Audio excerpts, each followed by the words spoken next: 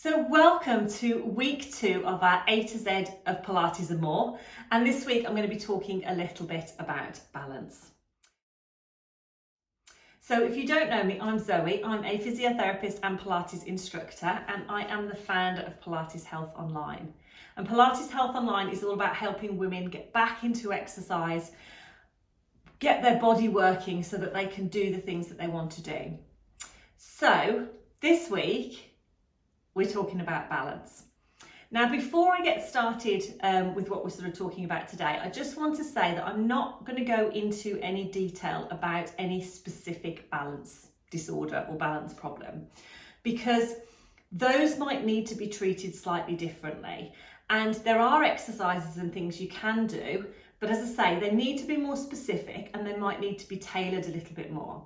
So if you are suffering from dizziness, feeling sort of, that sort of motion feeling or lightheadedness or having any change in your balance, then I would definitely advise that you get some advice from your GP or someone just to see what's causing the problem, and also maybe give you something a little bit more specific to do. So everything that I'm talking today about is sort of the way our balance system works when it's working normally, when we don't have any balance problems in the respect of any balance condition. And it's how it's all going to work together and what we can do to improve it. So, what is balance? Balance really is our body's way of working out what to do to stop us falling over. And it's a culmination of a lot of different systems in our body. Now, we often think of balance being related to our inner ear, which it absolutely is. So in our inner ear, we've got our vestibular system, and that gives our brain information about where our head is, where we are in space, and a little bit about movement. So we get that sort of feedback. And that system can be disrupted sometimes when we have motion sickness. That can be sort of a disruption of our vestibular system, or it can be if we've got certain balance disorders as well. So when it's functioning properly, it's giving us information about where our head is and about our movement. But that's only part of our balance system. And our balance system also relies on information from the rest of our body. So it relies on information from our muscles and from our joints. And our muscles and our joints have receptors in them that basically get feedback about what position that joint is in, where the joint is in space, what those muscles are doing. And we sort of call this proprioception, and that is fed back to the brain again so that we know where our body is in space. Say you've got your eyes closed and you want to bring your hands together. You know where your hands are because you're getting information from those joints and those muscles back to your brain about where they are in space. So again, that forms part of our balance system. The other part of our balance system is our vision, because we get a lot of information from our visual cues about where we are, what's going on, our surroundings. If we change position, we're getting lots of information, not only from our vestibular system, but also from our vision, because we can see everything in our surroundings. So all these systems send information to the brain interprets it, and then it tells your body what to do. So if you are wobbling, it gets information in milliseconds about what's going on, and it can tell a certain muscle to fire, or it can tell us to move our joints in a certain way to stop us falling over. Now, this isn't under our conscious control. This just happens automatically.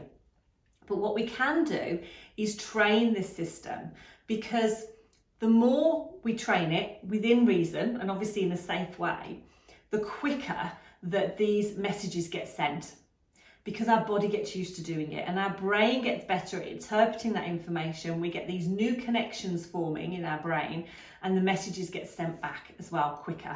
So by practicing some balance exercises, we can actually train this system to improve, if you like. Now, we've sort of said about, we get a lot of information about where our body is in space, so our proprioception and our vision as well. But it's also important that we have strength in our muscles and flexibility in our joints. So when those muscles and joints get the message that they need to do something to stop us falling over, we need the strength in those muscles to be able to react. So particularly around our legs, our foot and ankle. That's really important that we can make those little tweaks and adjustments, those muscles can fire, because that's going to help with our balance. So again, it's not just about training the system so those messages get quicker, it's also about keeping our muscles nice and strong and keeping our joints flexible as well. So we get the whole sort of system working together. Now, to a certain extent, we get a little bit of information as well up from our skin about the ground. So sometimes doing some exercises in bare feet can actually help us get a little bit more information about where our foot is on the floor. We've got pressure receptors in our skin so that we can actually feel the different pressure, whether we're taking weight on one leg more than the other. So sometimes that can be something that can help as well. Also, doing exercises with our eyes closed. Now, it's really important if you're going to do any exercises with your eyes closed that you feel safe and steady. So if you feel wobbly doing an exercise with your eyes open, don't close your eyes, because that's obviously going to make it worse, because you've got rid of some of that information that you need for your balance. But it can be sort of a step-by-step process. So it might be that you start doing some exercises, perhaps in standing, working on your balance with your eyes open. It might be that you then, once you've got used to those and you've got good at those, you feel nice and balanced, that you move to doing some exercises with your eyes closed. It might be grading those exercises so you're making them a little bit more challenging. But it's all about keeping our muscles strong, our joints flexible, working a little bit on our balance, so testing it in a safe way and building that up gradually to challenge ourselves a little bit more can actually help improve our balance. And it's getting all the whole systems, or all the systems if you like, to work together. So that is basically what our balance is all about. Our balance can change throughout our lives. It can be changed for lots of different reasons. And as I say, this is slightly different from if you've got a specific balance disorder, or even perhaps a specific medical condition that might affect your balance system. But this is sort of our general balance. This is how it works in everyday life. So doing some exercises that are going to help with that can be really, really beneficial. So that was a whistle-stop tour of balance.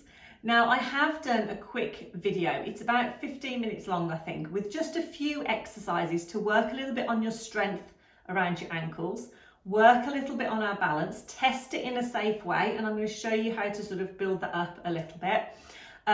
So if you want to get hold of that, you can sign up to our email list. So you should be able to do that above or below this video.